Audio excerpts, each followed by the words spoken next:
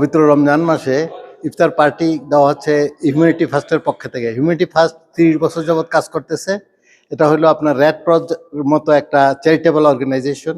সারা বিশ্বে disaster relief দেওয়া হয়, যেখানেই ভূমিকম্প বা সাইক্লোন বা প্রাকৃতিক দুর্যোগ হয় সেখানে সবার আগে হিউম্যানিটি ফার্স্ট যে কাজ করে। তদুপরি যুদ্ধবিগ্রহ যেসব দেশে হচ্ছে সেখানেও যে কাজ করে, যেমন গাজাতে অনেক রিলিফ দেওয়া হয়েছে এই অর্গানাইজেশনের পক্ষ থেকে। আফ্রিকাতে ক্লিন ওয়াটারের ব্যবস্থা করা হচ্ছে, ডিপ টিউবওয়েলের মাধ্যমে পানি সরবরাহ করা হয় এবং ফুড সিকিউরিটির ব্যাপারেও কাজ করে। যেমন ফুড ব্যাংক আছে, যারা খানা পাচ্ছে না এদেরকে খাদ্য দেওয়া হচ্ছে, plus on the top of এগ্রিকালচারের পরামর্শ দেওয়া হয় কীভাবে ভালো ফসল ফলাইতে হবে। শিক্ষার ব্যবস্থা করা হচ্ছে, আফ্রিকার বিভিন্ন দেশে স্কুল খোলা হচ্ছে, আফ্রিকার বিভিন্ন দেশে হসপিটাল খোলা হচ্ছে, চোখের ক্যাটারাক্ট অপারেশন করা হচ্ছে।